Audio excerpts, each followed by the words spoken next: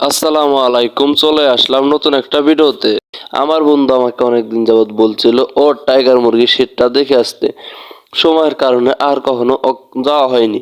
আজকে একটু সময় বের করার কারণে চলে গেলাম বন্ধুর টাইগার মুরগির সেই শেডটি দেখার জন্য।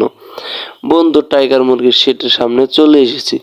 প্রথমে ভিতরে আর নাই ঢুকি, বাইরে থেকে কিছু শুট করে নিই। প্রথমে বন্ধু টাইগার মুরগির জায়গায় কিছু বাচ্চা আছে যেগুলোর বয়স হয়তো বা 15 থেকে 20 দিন প্লাস।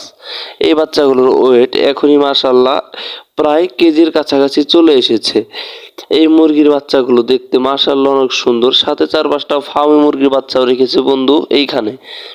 ওই অপর সাইড থেকে দেখা যাবে বন্ধুর সেই বড় টাইগার মুরগিগুলো, যেগুলোর ওজন হয়ে গেছে প্রায় 4 কেজির মতো। বন্ধুর এই মুরগিগুলোর ভেতরে 3টা আছে মোরগ আর বাকি সবগুলোই মুরগি। বন্ধু এগুলো থেকে ডিম কালেকশন করবে, এই ডিমের চাহিদা পূরণ করবে।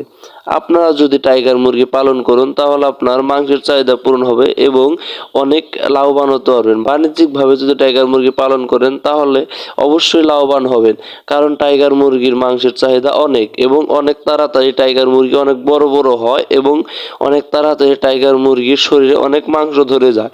তাই আপনারা টাইগার মুরগি পালন করে লাভবান হতে পারবেন। ধন্যবাদ।